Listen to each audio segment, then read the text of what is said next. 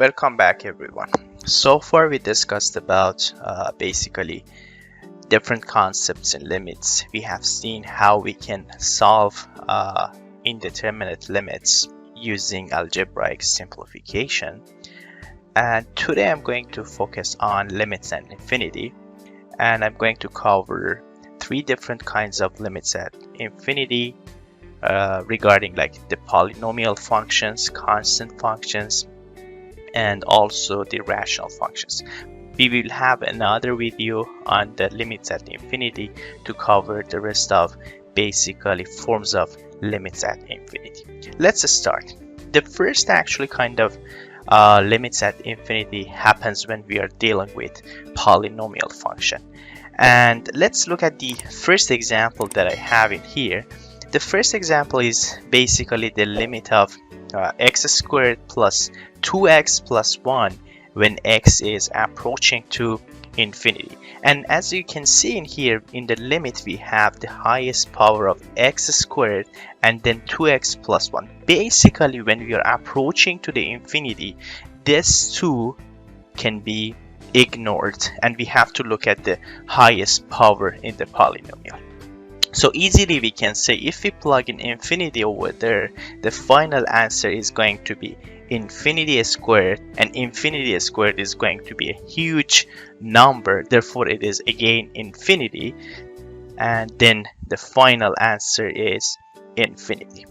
Okay, let's look at another example. We have the limit of basically 3x when x is approaching to infinity, and again if we plug in infinity in there, it's going to be 3 times infinity, and the answer is going to be again infinity times 3, which is going to be a bigger number, and that bigger number is again infinity. So the answer is infinity. Now assume that we are approaching from negative, so basically we are approaching to negative infinity with the same function. So it's going to be 3 times negative infinity, and the answer over there is going to be negative infinity. So it's going to be a very basically a small number in the actually left side. So in terms of magnitude, again it's a huge number.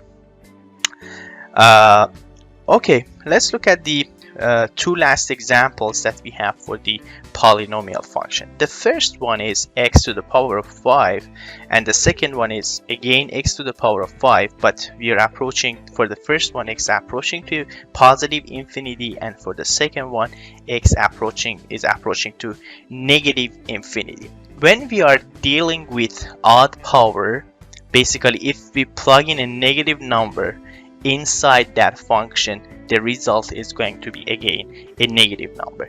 Therefore, for the first case, we have a positive case. X is approaching to positive infinity. So if we plug in positive infinity over here, so it's going to be infinity to the power of 5. Therefore, it's going to be a huge number. And the huge, actually infinity to the power of 5 is a huge number. Therefore, it's again infinity. Okay. And now we are dealing, as I said, we are dealing with a with an odd power. So in here, so if we plug in negative infinity, so it's going to be minus infinity to the power of 5. Therefore, it's going to be negative infinity. Okay. So what we have to do for this kind of function, let's have a quick review. Whenever you are dealing with polynomial function and x or the variable is approaching to infinity or negative infinity, you have to look at the highest power in the equation and then plug in, same as the other form of limits that we already discussed, and plug in that value which is infinity, and then judge it is going to be infinity or no, or basically negative infinity.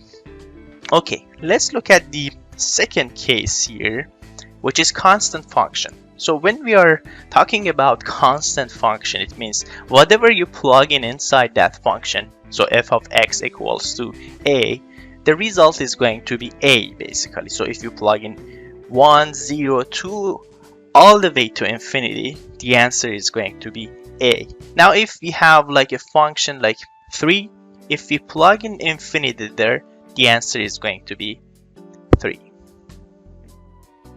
And if we approach to negative infinity, again the answer is going to be 3. So it means that for constant function, if you plug in, so if you look at like the function from positive infinity or from negative infinity, the answer is going to be the same because it is a constant function.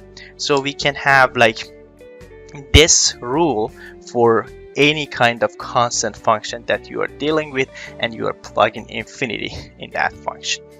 And the third basically part that I'm going to cover today is the rational function. So for solving the rational function when x is approaching to infinity, we kind of can use like a sort of trick for solving of them. If you look at this 3 examples that I have in here, so as in most cases, we will have, actually in all cases, we will have 3 kind of forms. And if we look at the first one, we have 5x squared plus 2x plus 2 over 4x cubed plus 5x minus 1. And what we have to do for this form of rational function when x is approaching to infinity, we have to look at the highest power in numerator and the highest power in denominator. And based on that, we can judge what is going to be the answer of that equation and the answer of that limit basically. And if we look here, for the first one, what we have is the highest power is 5x squared and the highest power over here is 4x cubed. Now the question is, okay, we have like for the numerator, for the top part, the power is less than the power on the bottom part. So I can say, okay, let's say top is less than bottom. It means that basically the limit, we can ignore this part basically, and we can say this is the limit of 5x squared over 4x cubed, and x is approaching to infinity.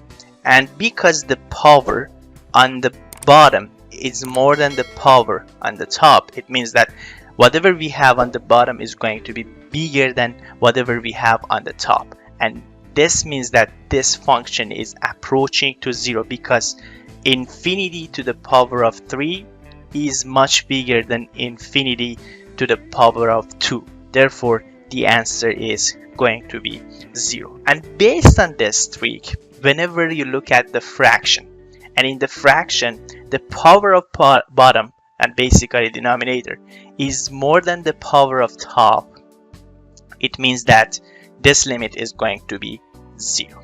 Okay, let's look at the second one. Here we have the limit of 3x squared minus 4x, 6x squared plus 5x, and x is approaching to infinity. If we look at the highest power of numerator and denominator, we notice, okay, this time the highest power of the bottom and top are equal. So the highest power of bottom and top are equal, which means that, okay, we can again ignore the lower power, and we can say, okay, this is going to be the limit of 3x squared over 6 squared when x is approaching to infinity. Now we have like in the form of highest power, they are the same, which means this two can be cancelled basically, and the answer is going to be related to leading coefficients of the top and the bottom.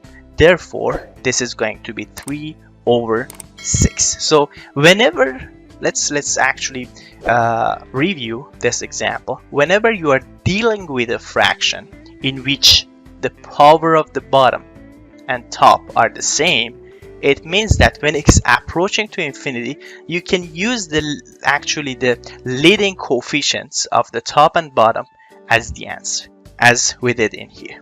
Okay, let's look at the very last example that I have for today. We have the limit of 4x squared minus x over x plus 5. And this time, the power of top is more than the power of bottom. So we can say, okay, the power of top is more than the bottom. So it means that basically the function on numerator is bigger than the function on the denominator.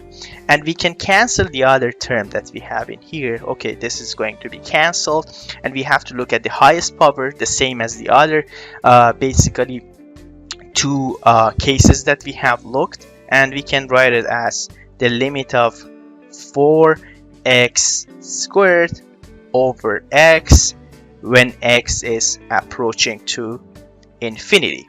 Okay, now if we plug in infinity, it is clear because the power on top is bigger than the power on the bottom.